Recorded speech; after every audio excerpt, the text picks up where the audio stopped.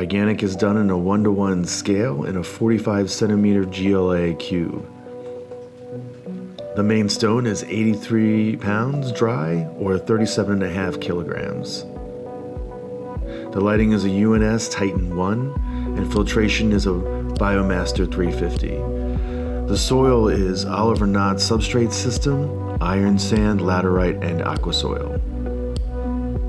Sadly, the scape was taken down an hour after it was filmed.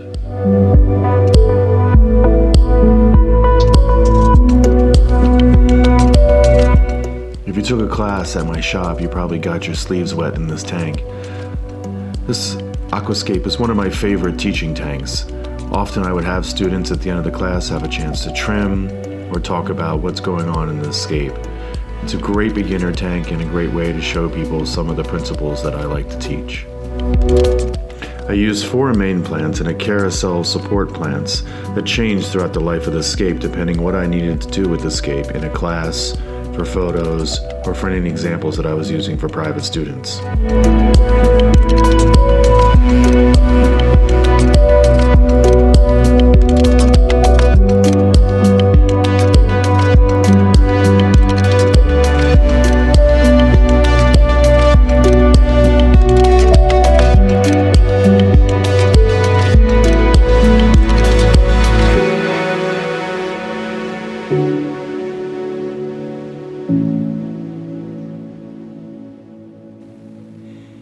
Even though the scape is done in 1:1 scale, I still used a lot of classic painting and design principles. Chiaroscuro, for instance, the deepest and darkest areas are right next to the lightest areas. I also used different leaf sizes and colors to add to the depth. Dark leaves in front and lighter leaves in the back, using the principles of aerial perspective.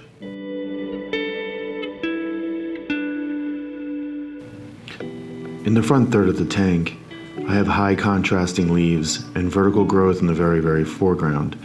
As you go further in the tank, we have horizontal leaves that are different in color and shape.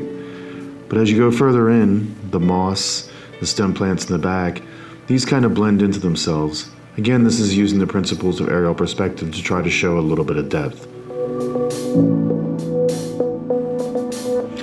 As with many of my aquascapes, they're designed to be looked at, not photographed, so a lot of these principles might be lost in the video. But I'm sure you can get the idea. You see the high contrast in front, the vertical growth in the very front, and the horizontal, leading the eye to the left, and then finally into the deep depth in the back.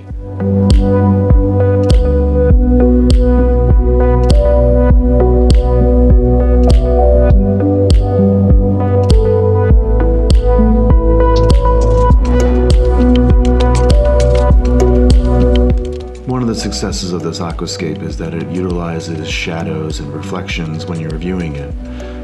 The high contrast of the stone with the deep shadow in front right next to the brightest area, which is the forward corner of the stone, and the reflection create a nice sense of depth. In general, this was a very relaxing and nice scape to behold in person.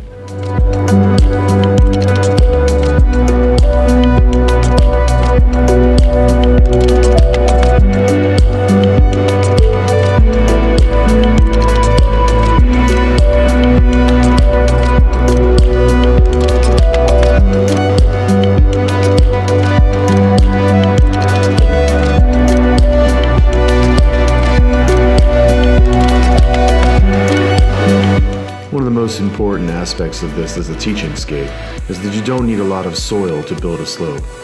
If you think ahead and plant well, you can create a nice slope using the stems in the background. By growing the stems out and compacting them against the glass in between the stone, it creates the illusion of a carpet and a slope. This is cheaper and an easier way to add depth again to your aquascape.